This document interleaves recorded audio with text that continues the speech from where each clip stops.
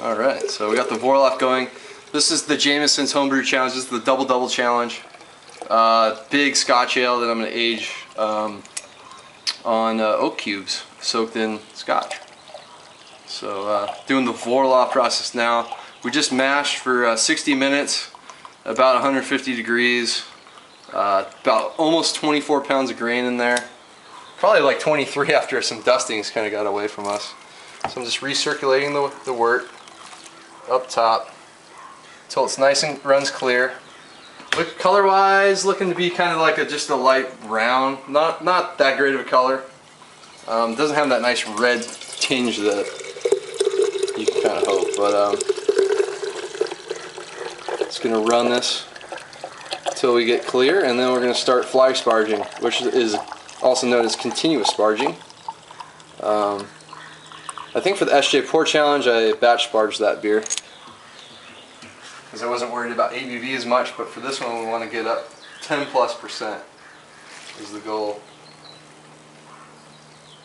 Probably just a couple more of these. Okay, so I got my sparge water heated up in there. We're going to build up a layer of water on top of this foil. We want a couple inches above the grain bed. I'm just using the foil on there to help disperse the water, and that is really hot.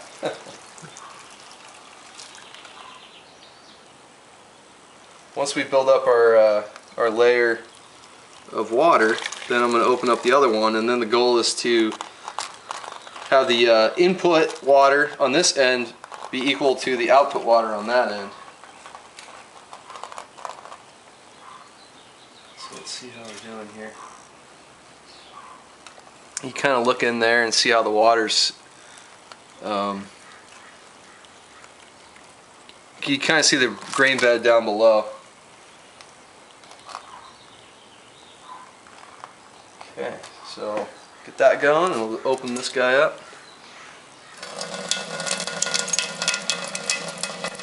And that's more or less fly sparging right there.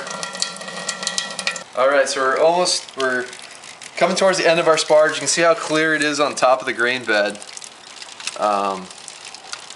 in there. And then coming over here we have, check that out, we're calling that the dome of foam for what's coming out of there. And for this beer, since we're going to be doing a 90-minute boil, I'm going to be collecting a little more wort. So we're doing about 7 gallons. It's about 6.5 right now. So I'm just going to be eyeballing that because I don't have a marker on this pot. But we're almost done fly sparging. Then we're going to boil. Yeah. Got maybe a 3.5-inch foam dome going there. Yeah. Yeah, a little foam dome.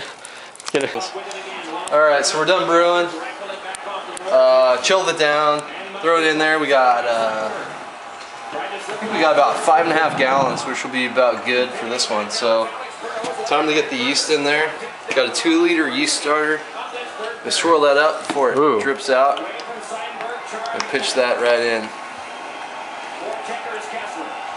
This is the Yeast 1728 that I made last night. So we're gonna get that all in there. And this is going to be a big beer. We'll get the original gravity here in a minute. We gotta let it settle and figure out where we're at. It's like 5 3/4 now too.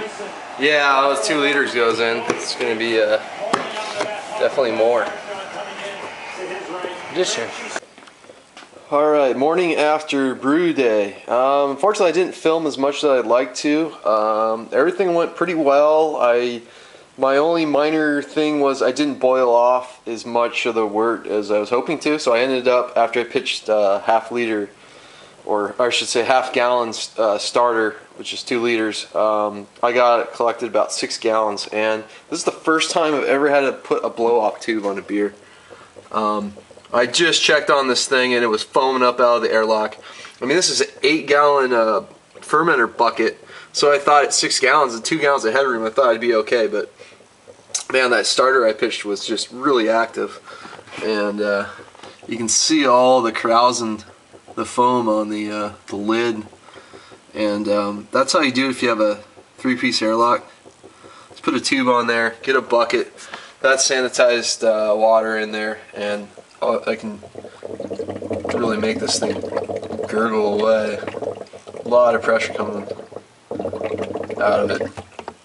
So then I have my thermometer probe. I don't know if you can see down in there, but I have it taped to the side of the fermenter bucket, and it's set about 61 degrees right now. So that's how you do a temperature control fermentation. And with this one, I want to keep it nice and low, keep it from getting too many fusel alcohol notes, because it's going to be probably around right at about 10%. So maybe slightly above, depends on where it finishes out, but we'll see.